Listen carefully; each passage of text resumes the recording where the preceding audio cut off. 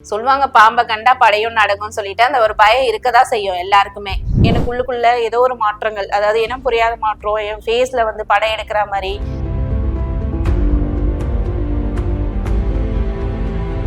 நடுவுல சக்கரை வரைஞ்சு உள்ள உட்கார வச்சிருவோம். உட்கார வச்சதுக்கு அப்புறம் என் மூலயமா அம்மன் வந்து அந்த லெமனை வந்து வயிற்றுல சுத்திக்கிட்டே வந்து இந்த தொண்டை கிட்ட வரும்போது வாமிட் பண்ண வைக்கும் போது, குழந்தைங்களுக்கு பேர் வைக்கும் போது நாகவல்லி, நாகரத்தினம், நாகலிங்கம் அந்த மாதிரியும் பேரும் வந்து நாக வழிபாட்டு இருக்கிறவங்க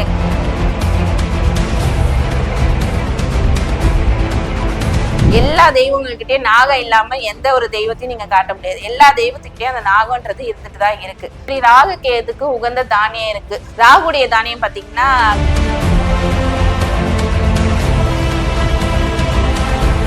ராகு கேதோட பாத்தீங்கன்னா இப்போ நாகத்தை அடிச்சாவே நாகதோஷம் வந்துடும் கண்டிப்பா.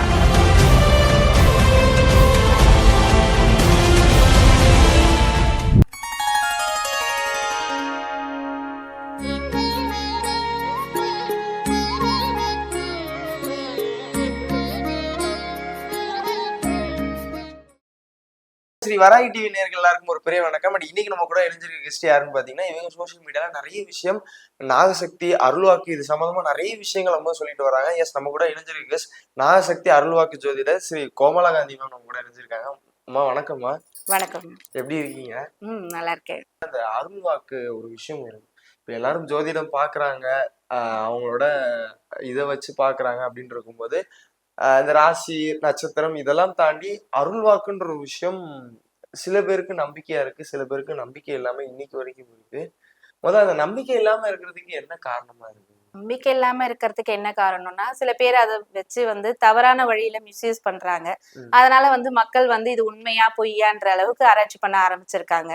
இப்போ இந்த பொதுவா அந்த அருள்வாக்குன்னு சொல்றது வந்து எதை வச்சு அருள்வாக்கு சொல்லுவீங்க? எது இது நம்ம அருள்வாக்கு சொன்னா இது நடக்கும்ன்ற ஒரு விஷயம் ஒண்ணு இருக்குல்ல, அது எங்க இருந்து ஆரம்பிச்சது உங்களுக்கு? எனக்கு வந்தீங்கன்னு பாத்தீங்கன்னா ஒரு 5 வயசுல இருந்து நாகாத்தம்மனுடைய அருள் வந்துச்சு. அதாவது ஒரு கோயில்ல வந்து ஒரு என்கேஜ்மெண்ட் பண்ணிட்டு இருந்தாங்க எங்க ரிலேஷன் ஒருத்தருக்கு. அப்போ வந்து அந்த தேங்காய் உடைக்கும் போது அந்த தேங்காய் அழிவிடுச்சு. 3 தடவை உடைக்கும் போது 3 தடவையும் அழிவிடுச்சு. அப்போ நான் வந்து சின்ன பொண்ணு, 5 வயசு பொண்ணா. அப்போ நான் வந்து சொன்னேன், இந்த பொண்ணை கட்டக்கூடாதுன்னு சாமி சொல்றாங்க, நீங்க கட்ட வேண்டாம் அப்படின்னு சொன்ன போது, வீட்டுல வந்து அப்படிலாம் சொல்லக்கூடாது, தப்பு அப்படின்னு சொல்லி என்கிட்ட சொல்றாங்க. ஆனா நான் திரும்ப திரும்ப சொல்லிக்கிட்டே இருந்தேன்னா இந்த பொண்ணை மேரேஜ் பண்ணக்கூடாது அப்படின்னு சொல்லிட்டு. பட் அது யாரும் வந்து அது ஏதோ குழந்தை ஏதோ உளறிட்டு இருக்கா அப்படின்னு நினைச்சிட்டு அதை விட்டுட்டாங்க. மேரேஜ் ஆச்சு. அவங்களுக்கு மேரேஜ் ஆயிட்டு 1 மந்த் கூட அவங்க 2 பேருக்குள்ள அண்டர்ஸ்டாண்டிங் இல்லாம பிரிஞ்சுட்டாங்க அவங்க. சோ அந்த மாதிரி நிறைய விஷயங்கள் சின்ன வயசுல நான் எங்க வீட்டுல சொல்லுவேன். ஆனா அது எங்க வீட்டுல வந்து அது பெரிய விஷயமா எடுத்துக்கல. ஏதோ சின்ன பொண்ணு ஏதோ சொல்றா அப்படின்னு தான் நினைச்சாங்களே தவிர, எனக்கு வந்து பாத்தீங்கன்னா இந்த புத்து கோயிலுக்கு எல்லாம் போனேன்னா அந்த அம்மன் புத்து உள்ள நான் போயிட்டு வெளியில வர மாதிரி ஒரு ஃபீல் வரும். அதுக்கப்புறம் வந்து எங்கேயாவது பம்ப உடுக்க அடிச்சாங்கன்னா எனக்கு உள்ளுக்குள்ள ஏதோ ஒரு மாற்றங்கள், அதாவது இனம் புரியாத மாற்றம், என் ஃபேஸ்ல வந்து படம் எடுக்கிற மாதிரி அந்த மாதிரி ஒரு ஒரு மாற்றங்கள் எனக்குள்ள நிகழ ஆரம்பிச்சது. அது வந்து எனக்கு அந்த வயசுல வந்து ஒரு சின்ன வயசுன்றதுனால ஒரு பயமும் கூட இருந்தது. எங்க பார்த்தாலும் பாம்பு தெரியும். நானே வந்து அடிக்கடி கனவுல பாம்பு வரும். சில விஷயங்கள் வீட்டுல நடக்க போகுது அப்படின்னா எனக்கு வந்து முன்னாடியே உணர்த்துவாங்க கனவு ரூபத்துல, இந்த மாதிரி நடக்க போகுதுன்னு என் உள்ளுக்குள்ள இருந்து பேசுவாங்க. புசு புசுன்னு எனக்கு உள்ள இருந்து ஒரு சவுண்ட் வரும். இதெல்லாம் வந்து அந்த ஏஜ்ல வந்து எனக்கு ரொம்ப பயமா இருந்தது. வீட்டுல சொன்னாலும் ஏன் எதனால இப்படி பண்ற, அதெல்லாம் ஒண்ணும் இல்ல அப்படின்னு தான் சொன்னாங்களே தவிர என்ன ஏதுன்னு எங்க வீட்லயும் அத பாக்கல.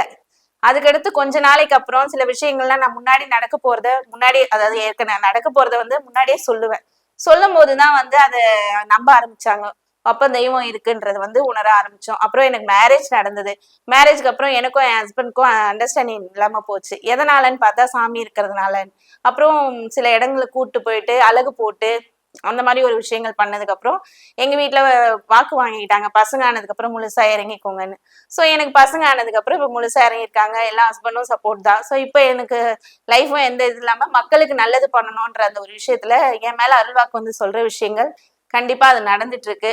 மக்களுக்கும் அவங்களுக்கு வர அந்த என்ன நினைச்சு வராங்களோ அது அம்மா வந்து என் மூலியமா அவங்களுக்கு சொல்லிடுவாங்க, இதுதான் நடக்குது அப்படின்னு. இப்ப பொதுவா உங்ககிட்ட வந்து இப்ப அருள்வாக்கு கேட்க வர்றாங்கன்னா இப்போ இப்போ நானா இருக்கட்டும் சரி, இப்போ கேமராமேன் யாராச்சும் உங்ககிட்ட வந்து அருள்வாக்கு கேட்க வரும்போது நீங்க உடனே அந்த மாதிரி விஷயங்கள் கடவுள்கிட்ட வேண்டி அம்மா கிட்ட வேண்டி நீங்க உடனே வந்து சொல்லிடுவீங்க? ஆமா சொல்லுவேன். என்ன நடக்குது? என்ன நடந்திருக்கு? ஓகே. அப்படின்ற விஷயத்தையும் அம்மா எடுத்துரைப்பாங்க. அவங்க சில விஷயங்கள் கேட்பாங்க. அதுக்கும் வந்து அம்மன் வந்து பதில் சொல்லுவாங்க. பொதுவா இந்த அருள்வாக்கும் தாண்டி எல்லாருக்கும் ஒரு நம்பிக்கைன்ற ஒரு விஷயம் இந்த விஷயத்துக்கு மேல வரும். பொதுவா நம்ம ஜோசியம்ன்றத நம்புறோம், ராசிகள், இத்தனை நட்சத்திரங்கள் இருக்கு, இதெல்லாம் தாண்டி அருள்வாக்குன்ற ஒரு விஷயம் உங்கள வந்து நம்ம வர நபர்கள் வந்து என்னென்ன மாதிரி விஷயங்கள்லாம் உங்ககிட்ட பகிர்ந்து கொள்றாங்க? அதாவது சில பேர் வந்து தொழில் பிரச்சனையா இருக்கு, ம், தொழில்ல வந்து முன்னேற்றம் இல்லைன்னு சொல்லிட்டு வருவாங்க. ம். சில பேருக்கு வந்து ரொம்ப தீராத நோய் வயித்துல இருந்துட்டே இருக்கு, என்னன்னே தெரியல, ஹாஸ்பிட்டல் போயும் சரியாவாதவங்க நிறைய பேர் வந்திருக்காங்க. அவங்களுக்குலாம் பாத்தீங்கன்னா வயித்துல இந்த மருந்து ஏதாவது இருக்கும், அந்த மருந்தை வந்து நாகாத்தம்மன் வந்து ஏதோ இந்த புல்லாங்குழல் வச்சு ஊதுறது அந்த மாதிரி எடுக்கிறதுலாம் இல்லாம, நாங்க எதுவும் தீர்த்தம் கீர்த்தம் கொடுத்தும் எடுக்க மாட்டோம். ஆ, அவங்கள உட்கார வச்சு 4 பக்கம் குடுவை வச்சு கட்டு போட்டு நடுவுல சக்கரை வரைஞ்சு உள்ள உட்கார வச்சிருவோம். உட்கார வச்சதுக்கு அப்புறம் அம்மன் வந்து லெமன், அதாவது என் மூலியமா அம்மன் வந்து அந்த லெமனை வந்து வயிற்றுல சுத்திக்கிட்டே வந்து இந்த தொண்டை கிட்ட வரும்போது வாமிட் பண்ண வைக்கும் போது அது எப்படி கொடுத்துருக்காங்களோ, அதாவது ஒயிட் கலர்ல ஒயிட் சிமெண்ட் மாதிரி வரும், சில பேருக்கு வந்து மிளகு சைஸ்ல வரும், சில பேருக்கு வந்து வேர் மாதிரி வரும். எந்த அளவுக்கு அவங்க கொடுத்துருக்காங்க, எந்த மாதிரி ஒரு விஷயத்த கொடுத்துருக்காங்களோ யாராவது அவங்க ஆப்போசிட்ல வேண்டாதவங்க, அதுக்கு ஏத்த மாதிரி அவங்க வயிற்றுல இருக்கிற அந்த பொருள் வந்து வெளியே வந்துடும். அதுக்கப்புறம் வந்து நிம்மதியா இருக்கு, எனக்கு எந்த பிரச்சனையும் இல்லை அப்படின்னு சொல்லி நிறைய பேர் நம்ம கிட்ட வந்திருக்காங்க. ஓகே. நாகசக்தின்ற ஒரு விஷயம் சொல்றீங்களா? அது ஆக்சுவலா என்னன்ற விஷயம் கேட்கிறேன். நாகசக்தின்னு பாத்தீங்கன்னா அது அந்த காலத்துல இருந்தே நாக வழிபாடு இருந்துட்டு வந்திருக்கு. எப்படி வந்து சிவபெருமான் பெருமாள் கும்பிட ஆரம்பிச்சாங்களோ அதே மாதிரி நாக வழிபாடும் பாத்தீங்கன்னா தொன்று தொட்டு இருந்து வந்துட்டு தான் இருக்கு. அதாவது இப்போ எங்கேயாவது இந்த கடல் கோலம் எல்லாம் இருக்கிற இடத்துல பாத்தீங்கன்னா கண்டிப்பா வந்து நாகத்தோட அந்த 2 நாகம் பின்னிட்டு இருக்க மாதிரி சிலை கம்பல்சரி இருக்கும். சரிங்களா?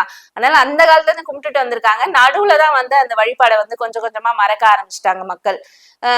அதாவது ஊர் பேருக்கெல்லாம் கூட பாத்தீங்கன்னா இந்த நாகலாபுரம் அந்த மாதிரி நாக சம்பந்தப்பட்ட ஊருங்களாகவும் நிறைய இருந்திருக்கு. அதே மாதிரி குழந்தைங்களுக்கு பேர் வைக்கும் போது நாகவல்லி, நாகரத்தினம், நாகலிங்கம் அந்த மாதிரியும் பேரும் வந்து நாக வழிபாட்டு இருக்கிறவங்க வைக்க ஆரம்பிச்சிருந்திருக்காங்க. இந்த மாதிரி பேர் வைக்கிறதுனால என்னென்ன பலன்கள்லாம் இருக்கு? அதாவது அந்த காலத்துல இருந்தே நாக வழிபாடு இருந்திருக்கு. ம். அது வந்து நடுவுல இருக்கிறவங்க வந்து இப்ப எல்லா தெய்வத்துக்கிட்ட பாத்தீங்கன்னா நாகம் கண்டிப்பா இருக்கும்.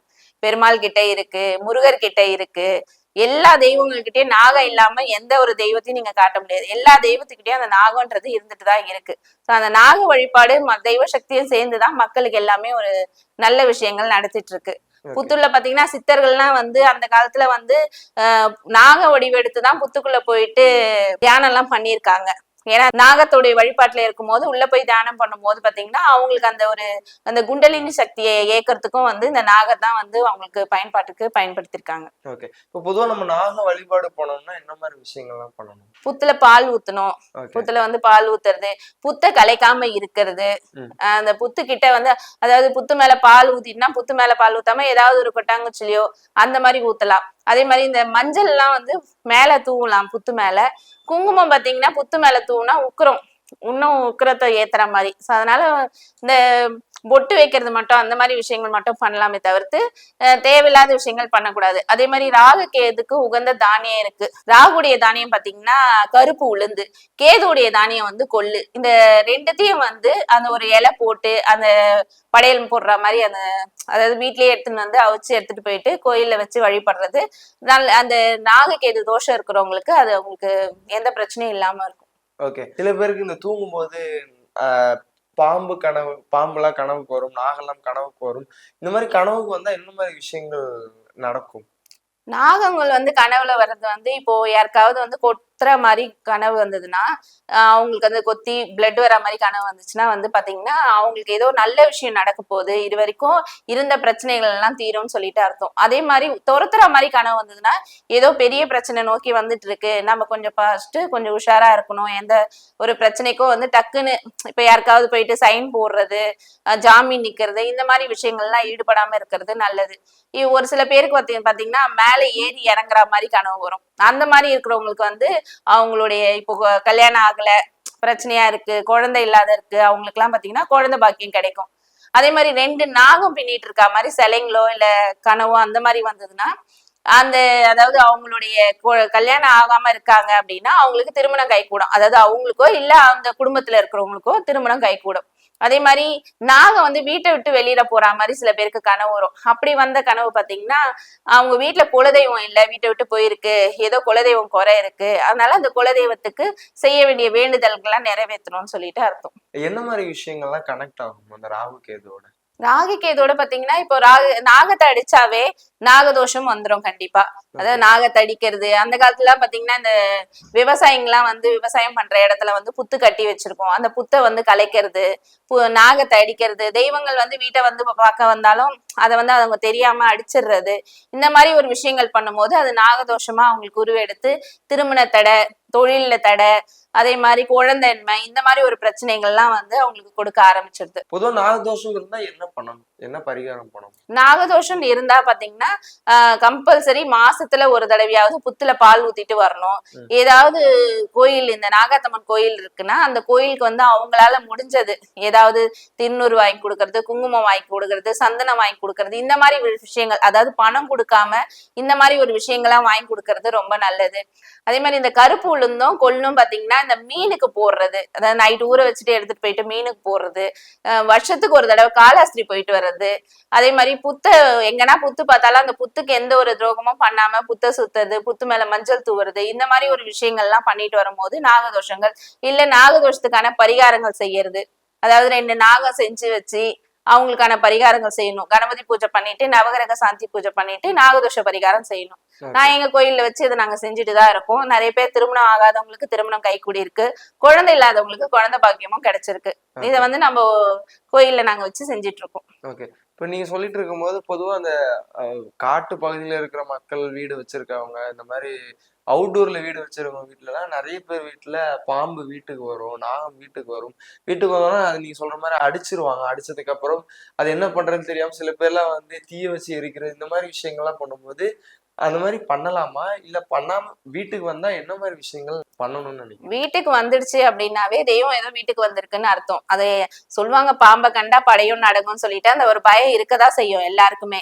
ஆனா என்ன பண்ணணும்னா அதுக்குன்னு பாம்பு பிடிக்கிறவங்கன்னு இருக்காங்க. சோ அவங்களுக்கு கால் பண்ணி வர வச்சு அந்த பாம்புக்கு எந்த ஒரு பாதிப்பும் இல்லாம அதை பிடிச்சு கொடுத்துட்டா நல்லது. இப்ப நம்ம அந்த மாதிரி பாம்பு அடிச்சா நமக்கு அந்த நாகதோஷம் இந்த மாதிரி விஷயங்கள்? ஆமா, அது வாழையடி வாழையா கண்டிப்பா வரும். 7 ஜென்மத்துக்கும் அந்த தோஷம் தொடரும்னு சொல்லுவாங்க. தோஷம்ன்ற ஒரு விஷயம் ஒண்ணு இருக்கு. தோஷம்னா என்ன?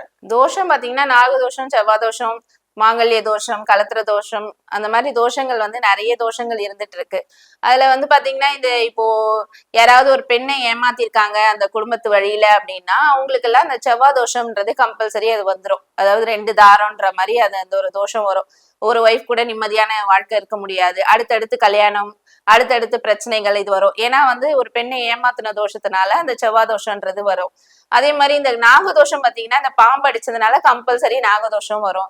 அதே மாதிரி கலத்திர தோஷம்னும் போது பெண்களை வந்து சரியா கவனிக்காம அவங்க கிட்ட சண்டை போட்டுட்டு தேவையில்லாத பிரச்சனைகள் பண்ணும்போது கலத்திர தோஷம் வரும். அதே மாதிரி பெண்ணா இருந்தா ஆணை வந்து ஆணாதிக்கம், அதாவது பெண்ணாதிக்கம் வச்சுட்டு ஆண்களை வந்து அவமானப்படுத்துறது, அசிங்கப்படுத்துறது, அவங்கள வந்து தேவையில்லாத பிரச்சனைகள் உள்ளாக்கி அவங்கள ஏதாவது சாகடிக்கிறது, இந்த மாதிரி ஒரு விஷயம் பண்ணும்போது இந்த கலத்திர தோஷம் வந்து வாழையடி வழியா அந்த குடும்பத்துக்கு வந்துகிட்டே இருக்கும். இந்த சூனியம், பில்லி இந்த மாதிரி விஷயங்கள்லாம் நமக்கு வைக்கிறாங்க. நமக்கு வேண்டாதவங்க, தேவையில்லாதவங்க எல்லாம் நமக்கு இந்த மாதிரி ஒரு விஷயம் வைக்கும்போது நம்ம அந்த மாதிரி விஷயத்துல இருந்து எப்படி ஜாக்கிரதையா இருக்கணும்? ஏவல், பில்லி, சூனியம் வந்து, அதாவது ஏவல்னா பாத்தீங்கன்னா வந்து அதாவது இறந்த ஆத்மாக்கள், துராத்மா, இந்த சூசைட் பண்ணிட்டு இறந்துடுறாங்கல்ல, அவங்களதான் வந்து இந்த ஏவல் மாதிரி செஞ்சு ஏவி விடுறதுக்கு அவங்கள யூஸ் பண்ணிப்பாங்க. அதனாலதான் சொல்லுவாங்க நம்ம வந்து இயற்கையான மரணம் தான் நல்லது, நம்ம தேவையில்லாத ஏதாவது யோசிச்சுட்டு இந்த சூசைட் பண்ணணும்னு நினைச்சோம்னா அதாவது இயற்கைக்கு அகெயின்ஸ்டா ஒரு விஷயத்த நம்ம பண்றோம். அப்படி பண்ணும்போது அதை வந்து கெட்ட ஒரு வேலைங்களுக்கு தான் வந்து யூஸ் பண்றாங்க. அவங்க அந்த துராத்மாவை என்ன பண்றாங்கன்னா ஏவி விடுறாங்க. ஒரு குடும்பத்துக்கு போயிட்டு நீ அவங்கள சாகடி, அவங்களுக்கு நிம்மதி இல்லாத பண்ணு, அவங்க குடும்பத்துல அவங்களுக்கு நிறைய லாஸ் ஆகணும், இப்போ ஒரு தொழில் பண்ணிட்டு இருக்காங்கன்னா அந்த தொழில் லாஸ் ஆகணும் அப்படின்னு சொல்லிட்டுனா ஏவி விட்டு அந்த குடும்பத்துக்குள்ள பிரச்சனை வரணும், இல்ல கணவன் மனைவி பிரியணும்னா அவங்களுக்குள்ள சண்டை சச்சரவு வர சொல்றதுக்கு இந்த ஏவி விட்டு இந்த மாதிரி ஒரு விஷயங்கள்லாம் வந்து ஏவல் மூலியமா ஏவி விடுறாங்க.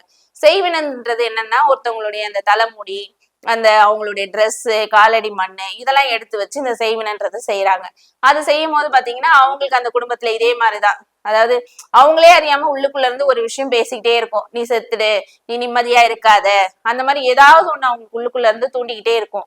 அது தூண்டும் போது என்ன ஆகுதுன்னா அவங்கள அறியாம போயிட்டு அவங்க ஏதாவது ஒண்ணு செஞ்சுக்கிறது, ஆக்சிடென்ட் ஆகுறது, அவங்களுக்கு ஏதாவது ஒரு ரத்த காயம் வாங்கிட்டே இருக்கும், இல்ல வயித்துல ஏதாவது பிரச்சனை கொடுக்கும், நிம்மதி இல்லாத தூக்கம் இருக்கும், கெட்ட கனவு வர்றது, அடிக்கடி வந்து கட்ட விரல் அடிபடும், இந்த மாதிரி சில விஷயங்கள், வீட்டுல பால் பொங்கிட்டே இருக்கும். இதெல்லாம் வந்து செய்வனுக்கான அந்த ஒரு அறிகுறி தான் இது எல்லாமே. இதெல்லாம் இருக்கும்போது அதுக்கான என்ன நம்ம பண்ணணுன்றதுக்கான தீர்வு பார்த்து நம்ம பண்ணிக்கிறது நல்லது. ஓகே.